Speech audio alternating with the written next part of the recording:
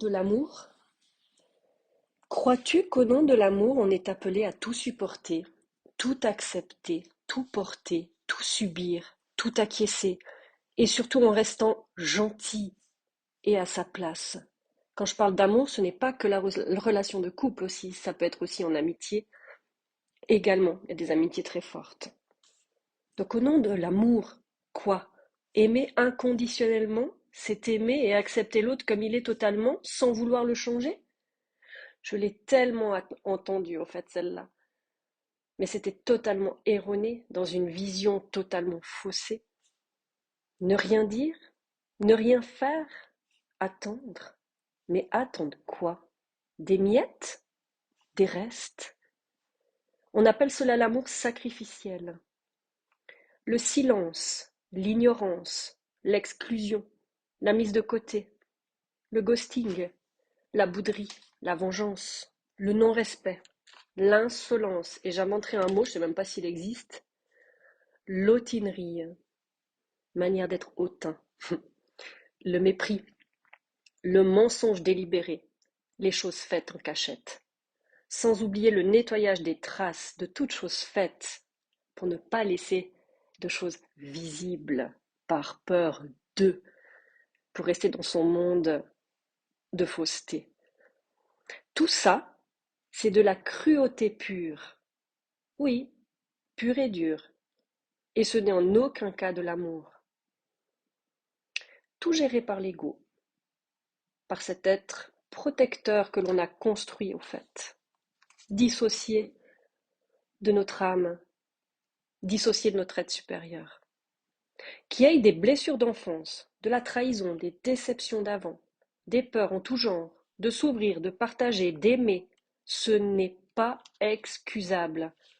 Quoi que l'on puisse entendre dans un parcours de flamme ou dans une autre relation de couple, c'est se respecter avant tout. Ces attitudes, comportements sont de la responsabilité totale de l'autre. Mais ce qui t'appartient à toi, c'est ce que tu autorises à vivre, ce que tu permets. Oui, car vivre des relations de la sorte, c'est accepter totalement de le vivre. T'es-tu déjà posé la question si tu vis cela? Pourquoi tu restes? Souvent c'est quoi? Mais parce que je l'aime. Ok, certes, parce que c'est mon jumeau, parce que c'est mon double, parce que c'est l'amour de ma vie. L'amour n'excuse en rien cela de se retrouver dans une posture de supériorité et d'infériorité, de subir, de perdre sa tranquillité, son bien-être. D'aimer l'autre si véritablement excuserait tout comportement, attitude et permettrait de passer l'éponge. Comme ça, juste parce que c'est son jumeau, juste parce que c'est telle personne. Alors, en 5D, il se passe des choses, oui, mais en 3D, il se passe autre chose. Et ce qui se passe sur l'instant présent est la réalité. Ton amour-propre, où est-il dans ces situations-là? L'amour pour l'autre est-il plus important? Tu ne t'estimes donc pas importante? Ton bien-être ne compte pas? On devrait pardonner à son jumeau, à son partenaire des choses cruelles, car c'est notre amour de toujours, parce que c'est le seul, parce que c'est l'unique. Je dirais que c'est plutôt pardonner à soi-même d'avoir accepté des choses inacceptables, de s'être laissé parler ainsi, de s'être laissé rabaisser ainsi, de s'être retrouvé dans des états de bassesse, d'avoir laissé sa santé physique, mentale en péril au nom de l'amour. Quand on prend conscience de son déni de non-existence, on comprend qu'on ne peut donner son amour à soi-même. On n'existe pas, on n'est plus là depuis longtemps déjà. Et on se dit, comment j'ai pu durant ma vie accepter des choses pareilles? Qu'est-ce que je me suis fait subir? J'ai sacrifié ma vie, mon bien-être, mon corps, mes envies propres, mes rêves, en me perdant. Âme perdue. Oui, j'étais une âme perdue, en errance, depuis l'enfance, ayant subi des abus par un membre de ma famille, déni total, sortie de corps, déconnecté total de mes ressentis directs. tout traduit par la tête, depuis mes 7 ans jusqu'à mes 45 ans et demi. Instabilité intérieure, insécurité totale, en mode défense complète, prête à attaquer dès qu'on me manquait de respect, moteur de ma vie. Je n'acceptais pas l'irrespect forcément, tant que je ne revenais pas en moi, pour que je n'aie plus à vivre des souffrances pour me sentir vivante. Quand tu es morte en dedans, tu survis. Tu n'as pas peur de la mort en réalité, puisque tu es déjà morte. Tu es terrifiée de vivre par contre. Quand tu ne vis pas, tu ne peux connecter au ressenti du cœur. Tout est forcément traduit par la tête, analysé, contrôlé pour ne plus jamais être prise au dépourvu, contrôlé par quelqu'un d'autre, contrôlé pour ne plus l'être par personne. Tu fais les choses car tu avances avec ton enveloppe corporelle. Tu n'as pas le choix. En mode automatisé. Tu te durcis, tu te contrôles. Tu contrôles l'extérieur, forcément tu te fermes.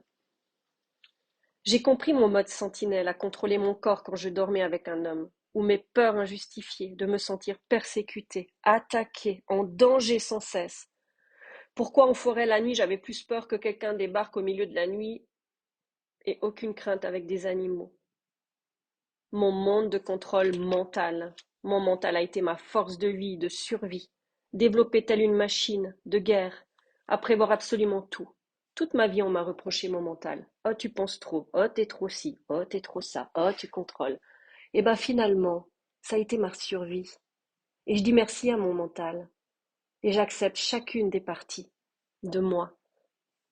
Qu'elle dérange à l'extérieur, ça m'est égal. Grâce à ça, j'ai survécu.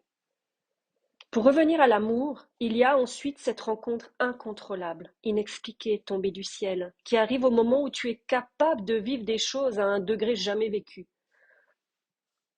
Tu en as la force. La vie t'a forgé pour ça.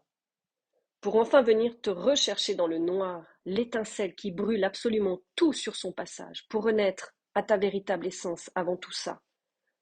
Mon cadeau de vie, mon retour à la surface, la fin de mon errance. Oui, c'est l'amour le plus puissant qui m'a refait battre mon cœur, reconnecté à mon âme. Alors oui, l'amour véritable, mais dans le respect de qui je suis. Ce que j'autorise, ce que j'estime juste, ce que je suis prête à vivre, ressentir. Je m'honore, je suis sacrée, je suis divinement connectée à mon essence de vérité. Dans cette relation particulière, l'autre a bien joué son rôle de bourreau jusqu'au jour où la lumière a touché mes profondeurs et où la vie m'a dit je suis quelqu'un d'important et je mérite le meilleur. Et là, on met un stop. On ne veut plus jamais souffrir. Travail de déconstruction de cette croyance. Une croyance qui était bien là, bien enfouie. J'ai besoin de ressentir de la souffrance pour me sentir vivante. Ça fait peur, hein, d'entendre ça, de lire ça. Alors moi, c'est venu par un abus, mais d'autres personnes, ça peut venir au fait. L'abus, c'est un mot plus général, au fait. Ce n'est pas que des abus sexuels ou des choses comme ça touche un abus d'autorité, un abus de contrôle, un abus de pouvoir. Donc toutes les personnes qui ont été rabaissées, mises à l'état de terre, à l'état de rien du tout, peuvent avoir ce même fonctionnement. Donc, tout se révèle, et là tu repars en chemin inverse, libérer chaque couche, chaque blessure, émotion cristallisée qui t'ont cloué dans ton cercueil vivant, oui, qui était mon corps, pas sans mal, ça a été d'une souffrance d'aller me rechercher. Mais en même temps, ça a montré la souffrance qui a été vécue depuis mon enfance, cloîtrée à l'intérieur de moi, à garder tout ça, à avoir un déni, renier ce qui m'est arrivé, continuer, faire face. Oui, mon corps insensible, douloureux, rigide, replié, fermé, mon véritable bouclier. Je comprends mieux pourquoi il y a eu ces étapes de vie où j'ai failli mourir, où j'ai jamais rien senti d'avance les choses. Me, me coupant de ma vie intérieure, je n'ai pas donné à mon corps le respect qu'il avait droit. comme les gens qui se sont permis de le faire aussi durant toute ma vie. 8 mois de déconstruction. Je revis, je respire, je profite de chaque instant. Je m'ouvre à la vie avec chacune de mes parties connectées. Mon corps se reconnecte pas à pas, affirmé, positionné, présente en moi, m'aimant totalement, me respectant. Le cœur ouvert, avec cette devise plus jamais ça. Alors oui, l'amour lié à jamais au respect de moi-même et de l'extérieur. Je ne suis plus en combat. Ma vie a une autre saveur. Vivre, c'est s'ouvrir au monde en souriant, sans carapace, sans masque. Telle est mon histoire d'âme et mon parcours de flamme. Ce qu'est l'autre lui appartient. Il me reste à me libérer de ma colère, de ma culpabilité, de ma déception, de ma honte propre. C'est mon histoire, c'est mon affaire. Avec tout mon amour véritable et gratitude infinie à lui et à tout ça. L'amour n'est ni sacrifice, ni soumission, ni servitude, ni irrespect. Ce n'est pas juste un sentiment, une surface. L'amour véritable, c'est une vérité, une essence, une fréquence qui se vit et ne se contrôle pas. Tout comme la rencontre avec ton jumeau, d'où le parcours, d'où la quête du Graal. Ça se mérite, ça s'honore, ça se respecte, ça se chérit en conscience. Acte posé, choix de vie, choix de chemin. Dans le respect de qui on est, selon ses valeurs profondes, connecté à son âme, à son cœur. C'est un choix profond qui demande du courage, de se regarder en face, pour regarder l'autre réellement, en profondeur également. Et là, et uniquement là, tu peux accepter l'autre totalement comment il est, parce que chacun est dans sa vérité. Merci pour votre écoute.